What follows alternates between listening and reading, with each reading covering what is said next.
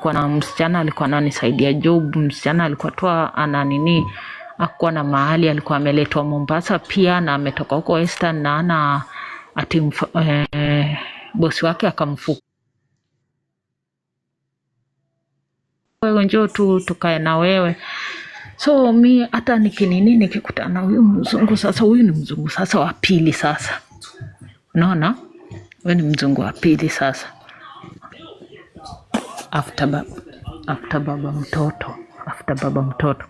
So kwanza huyu wa pili tukikutana tena hiyo online, nilikuwa job, nilikuwa nimeenda Umoja Raba. Sijui kama mnajua Umoja Raba iko Majengo. Nilikuwa nafanya kazi Umoja Raba na nilikuwa naenda nafanya kazi ya usiku. Tunashona hizo maslippers, maviatu.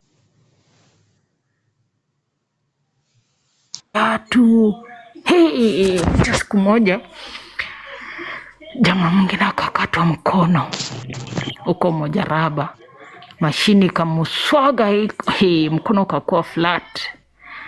Acha sasa, wengine sijui wanaona ati sijui mapepo inakimbia, sijui mtu babu kalikuwa kanatembea kanaingia ndani kwa hiyo whatever hiyo huko kwa factory. Nimesahau nimetaja jina ya factory. So wakafanya nini?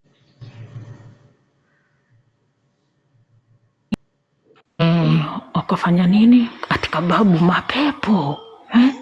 Ati niliona tu kababu kanaingia na kakaingia huko ndani. Kidogo ndio nasikia huyo jamaa amekatwa mkono. Wacha watu watoke nje, wacha wanakimbia. Wacha wanaanguka, watu wakaanguka. Na hapo wale walikuwa natusimamia kushona viatu, walikuwa nini? Walikuwa watu wakashangaa, na huyu demu ametokea wapi? Kwani ni pasta pia?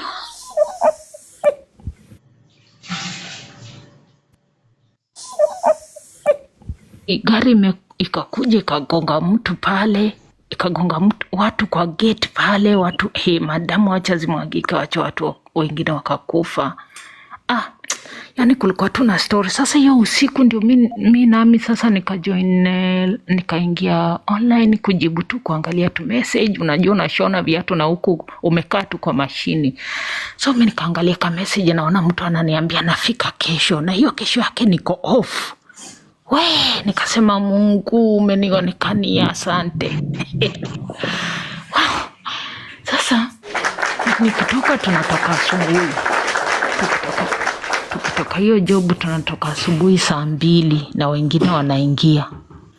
Kozi tumeingia 5 jioni. Na mtoto nilikuwa namwachia huyo dem.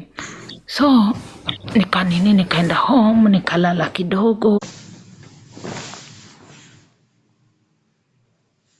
Kulala kuamka hiyo saa 8 naona ka message nimeitwa, nikaenda hiyo hoteli. Basi nimewalezea, huyo aliniweka huko kwa Masani bedi, tukaongea huko kwanza, hata sikuingia sijui wapi. Ndiye akaniambia enda ukuje utayarisha mtoto wako ni vile atakaa, alafu ukuje nione kama tutakaa vizuri, ni sawa. Sasa tukikaa na ule demu mwingine mwenye alikuwa amemwambia anakuja, akanichukua mimi. Huyo demu anapiga simu, huyo demu anaandika messages. Yani mzungu hata ana amani sijui nini. Basi mimi nikakaa hiyo wiki ikaisha. Wacha sasa hiyo siku ya mwisho, wacha tukorogane. Mzungu tu akaanza. Okay, mute kidogo. Abigail amesema watu watap kidogo. Mute kidogo. Haya, watu tutap hata at least tufike 5k. Tutap kidogo. Tutap kidogo. Yeah, at least tufike 5k. Auntie Omado, endelea. Welcome D. Auntie Omado, endelea wakitap. Nakusikia, yeah. Hiyo story ni sad. Ni sad mpaka watu wanasahau kutap. Pole sana. Mwisho sasa.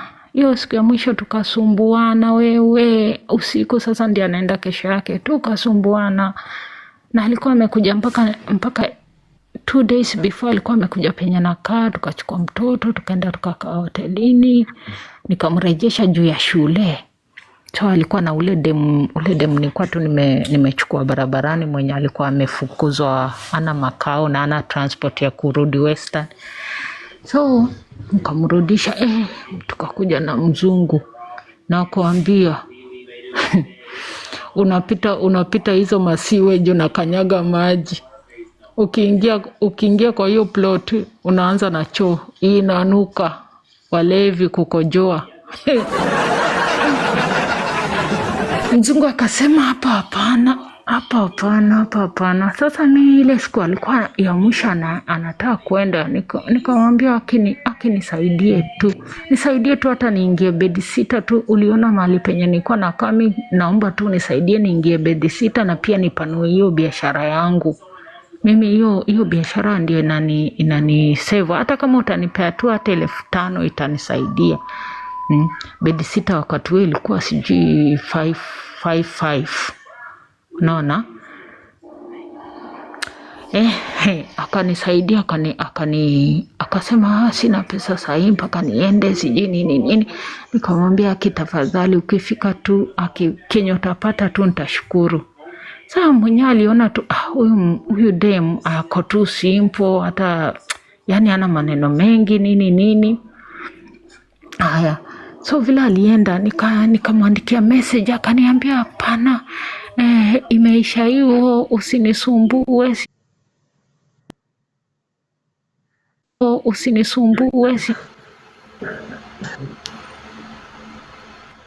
Toto juu naishi hata na walevi na nini, kunanuka mikojo mpaka ukiwa kwa hiyo ilikuwa single room, unasikia tu mikojo zikinuka na ni kwa choo huko nje.